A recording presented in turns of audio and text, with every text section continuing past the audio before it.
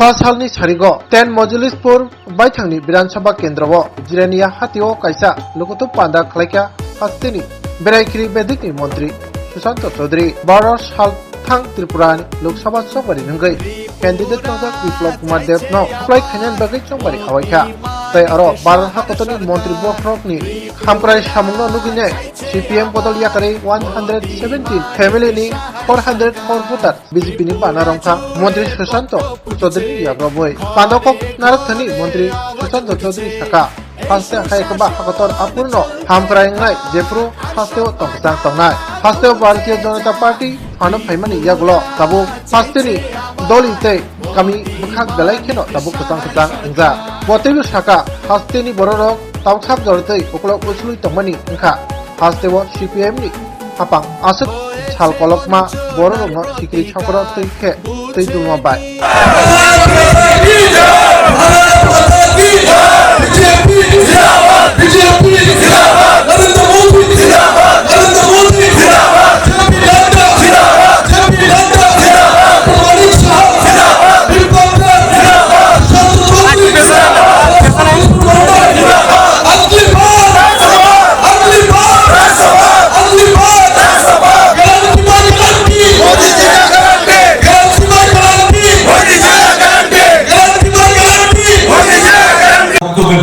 উন্নয়নের কথা আমি সেই প্রসঙ্গে যাচ্ছি না। এই লোকসভা নির্বাচন আমাদের কাছে খুবই গুরুত্বপূর্ণ নির্বাচন। একদিকে ইন্ডিয়া জোট, কারা কারা রয়েছে সেই জোটে? সমস্ত দেশ বিরোধী শক্তিগুলো, দেশদ্রোহী শক্তিগুলো, যারা ওই দুবাইতে বসে ষড়যন্ত্র করছে, আমেরিকাতে বসে মিটিং করছে, পাকিস্তান, চীন, ওই সমস্ত দেশ বিরোধী শক্তিগুলোর সঙ্গে মিশে যারা চেষ্টা চালিয়ে যাচ্ছে ভারতকে কি করে দুর্বল করবে, মোদীজিকে কি করে ক্ষমতা থেকে নামাবে। আরেকদিকে হচ্ছে এমন একটা শক্তি এনডিএ, ন্যাশনাল ডেমোক্রেটিক অ্যালায়েন্স, যে অ্যালায়েন্সের নেতা হচ্ছেন আমাদের মোদীজি। ভারতবর্ষকে রাষ্ট্রনায়কদের মধ্যে শুধু নয়, সারা পৃথিবীর রাষ্ট্রনায়কদের মধ্যে একটা স্থান করে নিয়েছেন।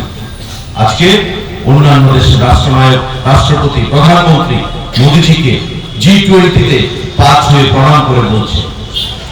আমেরিকার রাষ্ট্রপতি মোদীজিকে মাই বেস্ট ফ্রেন্ড মোদী হিসেবে সম্বোধন করছে।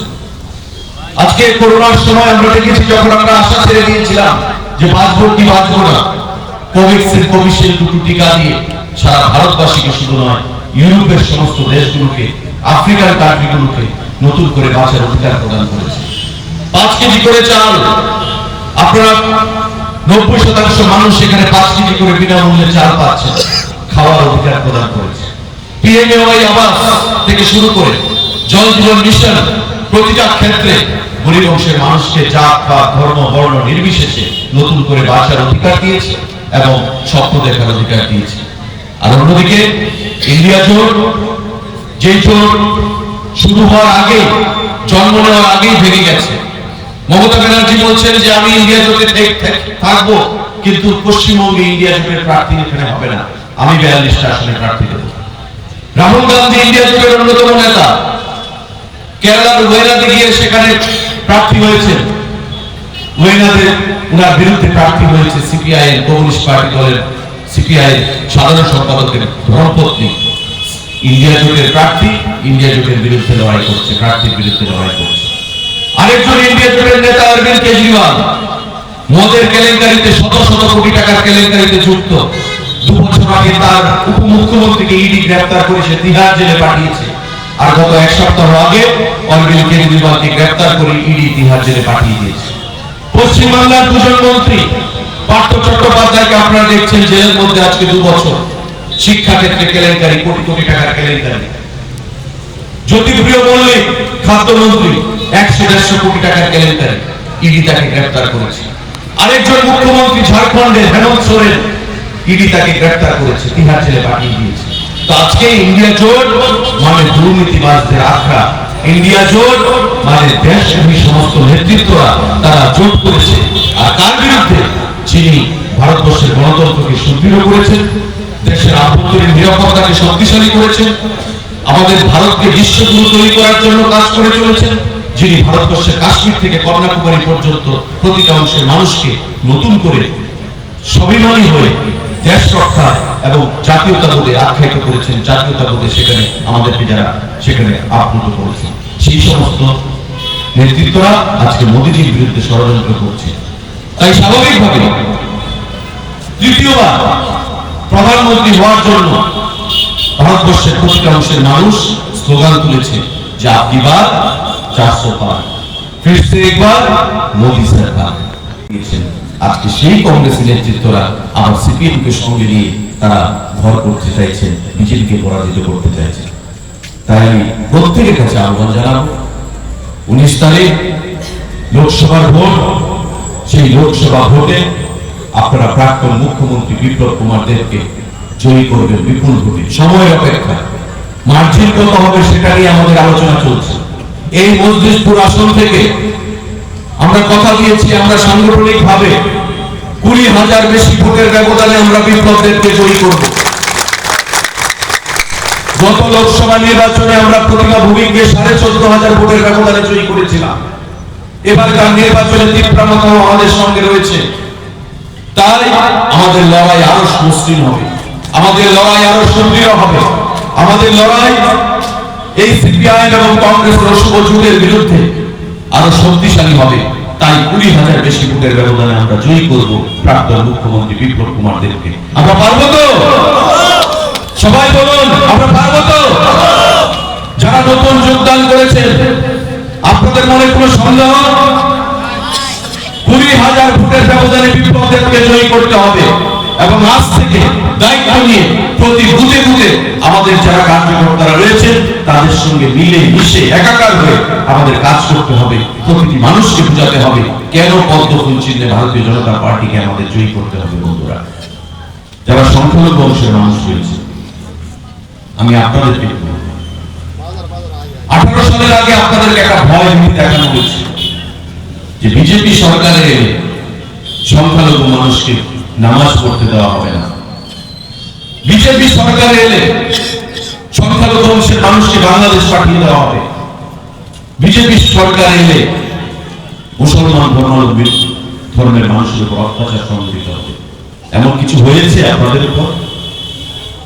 নামাজ পড়তে আপনাদের কোনো বাধা বিপত্তি, আপনাদেরকে বাংলাদেশ চলে যাওয়ার জন্য কোন তরফ থেকে কোন প্রেশার? সবকা সাথ সবকা বিকাশ মোদীজি বলেছেন। সংখ্যালঘুকে বাদ দিয়ে, হিন্দুকে বাদ দিয়ে, খ্রিস্টানকে বাদ দিয়ে, ওই বুদ্ধিস্টকে বাদ দিয়ে এক ত্রিপুরা, ত্রিপুরা, এক ভারত, অখণ্ড ভারত কখনোই তৈরি করা যাবে না। তাই আজকে আপনারা এসছেন আমাদের দলে, আমরা বিশ্বাস করব যে আপনারা এসছেন, আমরা শক্তিশালী হয়েছি। সংখ্যালঘু অংশের মানুষকে বোঝান, ওই যে বক্সনগর জগন্নাথ বাজেয়াপ্ত করে নিয়েছে সিপিআইএম এর গত উপনির্বাচনে, এবারকার রামনগরের উপনির্বাচনে দেখবেন আমি দায়িত্বে রয়েছি। এই রামনগর উপনির্বাচনে সংখ্যালঘুরা সিদ্ধান্ত নিয়ে ফেলেছে, আর ভোট নষ্ট করব না, আর তাদের উস্কানিমূলক বক্তব্যে প্ররোচনায় পা দেব না। দীপক মজুমদারকে জয়ী করবে সংখ্যালঘু অংশের মানুষরা, হিন্দুরা সবাই মিলে কাজ করার জন্য। রাজনীতি হবে উন্নয়নের জন্য, রাজনীতি ধর্মের উপর লড়াই করার জন্য নয়, রাজনীতি হবে আপনার আমার অধিকারকে প্রতিষ্ঠিত করার জন্য, রাজনীতি হবে এক ত্রিপুরা শ্রেষ্ঠ ত্রিপুরা করার জন্য, মজলিশপুরকে আরো সুন্দর করার জন্য। বন্ধুরা, তাই খোলা মন নিয়ে আসুন, আমরা কাজ করব, এ রাজ্যের উন্নয়নকে ত্বরান্বিত করব এবং আমাদের প্রধানমন্ত্রী, আমাদের মুখ্যমন্ত্রী যে স্বপ্ন ত্রিপুরা রাজ্যকে এগিয়ে নিয়ে যাওয়ার জন্য, সে দিশায় কাজ করব। আগামী 14 তারিখ পয়লা বৈশাখ আমাদের যে মোদীজি আমাদেরকে মুক্ত করেছেন 2018 সালে সিপিআইএম এর অপশাসন থেকে, 25 বছরের অপশাসন। এই জিরানিয়াতে আমার মনে আছে, দল যখন 2018 সালে আমাকে প্রার্থী করে পাঠায়, এই বীরেন্দ্রনগর স্কুল মাঠে রাত্রিবেলা আমাকে ধরা হয়েছে, মারা হবে।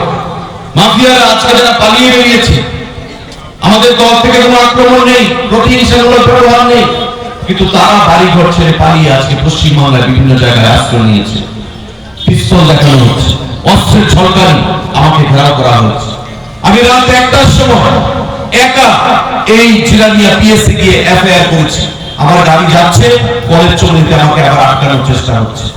তখন একটা কথাই বিশ্বাস নিয়ে যে জনগণ যদি চায় আমি জিতবো। রেজাল্ট যখন বেরোলো 3890 ভোটের ব্যবধানে বিপুল মার্জিনে এই মজলিশপুর আসন থেকে গণদেবতারা আমাকে জয়ী করলেন।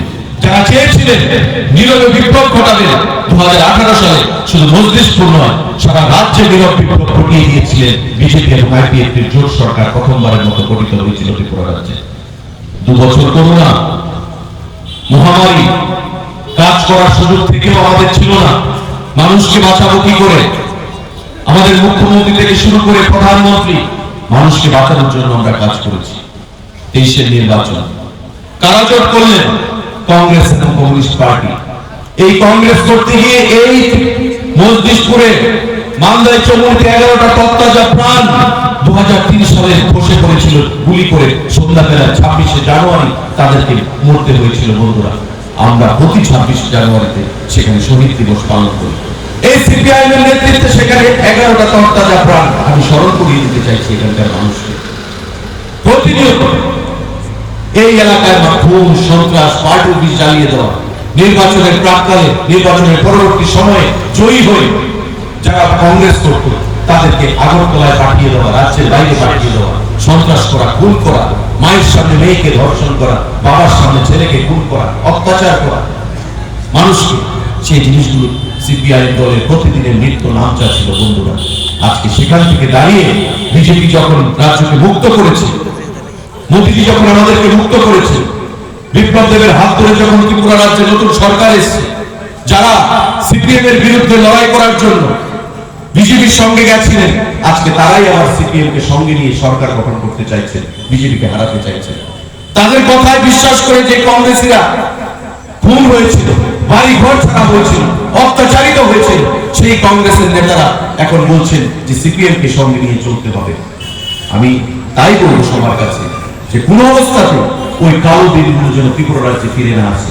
যে সিপিআইএম বলতো কংগ্রেসকে উগ্রপন্থীদের দূষণ, যে সিপিআইএম বলতো কংগ্রেসকে গুন্ডাদের দল, বুর্জোয়াদের দল, সন্ত্রাসবাদীদের দল, কংগ্রেসী দেখলেই আক্রমণ সংগঠিত করো, কংগ্রেসী দেখলেই অর্থনৈতিকভাবে ব্যারিকেড তৈরি করো, দূরে বদলি করে দাও, আজকে সেই কংগ্রেস এবং কমিউনিস্ট পার্টি এক সূত্রে চলে এসছে, একই মালার মধ্যে চলে এসছে। পশ্চিমবাংলায় বুদ্ধদেব ভট্টাচার্য এবং রাহুল গান্ধী মিলে সভা করেছিলেন, কংগ্রেস এবং সিপিএম জোট করেছিল, সেটার বিরোধিতা করে আমরা সেদিন কংগ্রেস ত্যাগ করেছিলাম। যা আপনারা এসছেন খোলা মন নিয়ে এসছেন আমরা বিশ্বাস করি, এবং ভারতীয় জনতা পার্টির পরিবারে আপনারা সদস্য হয়েছেন। আপনাদের চলার প্রতি আপনারা উপলব্ধি করবেন যে বিগত দল যেটার সঙ্গে আপনারা ছিলেন তার সঙ্গে ভারতীয় জনতা পার্টির দলের কি ফারাক হয়েছে। আমাদের চিন্তা ভাবনা, আমাদের মানসিকতা, আমাদের মানুষকে ভালোবাসার যে চেতনা, সেটাকে সঙ্গে নিয়েই আমরা প্রত্যেকে মিলে একটা সুন্দর মজলিশপুর আমরা গড়ব আগামী দিনে। সবকা সাথ সবকা বিকাশের মন্ত্র নিয়ে, সেটাই আমি আপনাদের প্রত্যেকের কাছে আহ্বান জানাবো। উন্নয়নের নিরিখে মানুষ ভোট প্রদান করবে। গণতন্ত্রের এটাই সিস্টেম যে জনগণ ধারক বাহক হিসাবে কাজ করবে।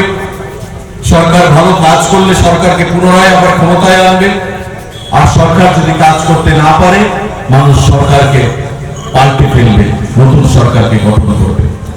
আমরা বিগত দিনে ভালো কাজ করেছি, তাই 2023 সালে আবার আমরা পুনরায় সরকারে প্রতিষ্ঠিত হতে পেরেছি।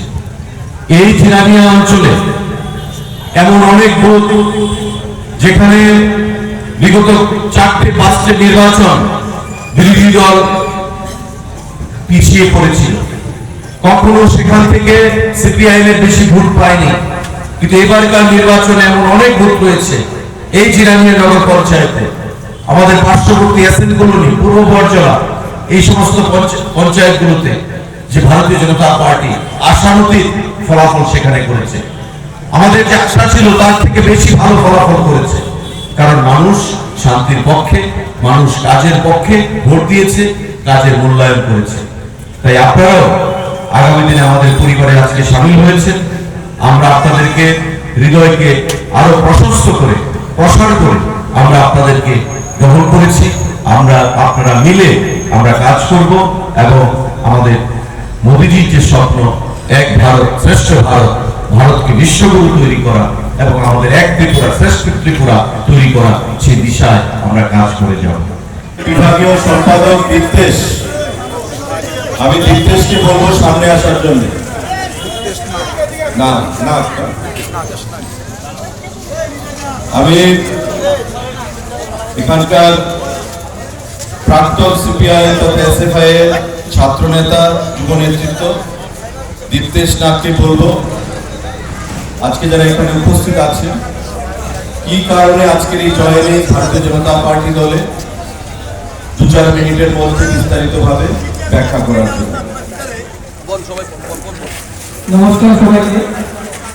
মূলত আমাদের মধ্যে উপস্থিত রয়েছেন আমাদের জনপ্রিয় আমাদের মন্ত্রী যিনি আমাদের রয়েছেন বিশ্বসন্ত চৌধুরী মহোদয়। এছাড়া আমাদের মধ্যে উপস্থিত রয়েছেন আমাদের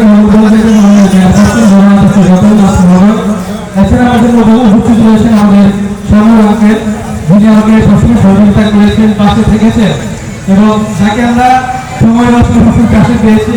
আমাদের মধ্যে আছেন পার্থ সরস্বতী সাহা, যিনি জমানাত একেবারে আমাদের মধ্যে বুঝতে যাচ্ছেন গৌতম দা, যার থেকে আমি সবসময় ভরসা দিয়ে যত বিরোধিতা করেছি কিন্তু কোনোদিন বলতে পারবো আমাদের দিকে তাকিয়ে বড় বড় কথা বলেছে, সামনে দাঁড়িয়ে রাজনীতি করেছে।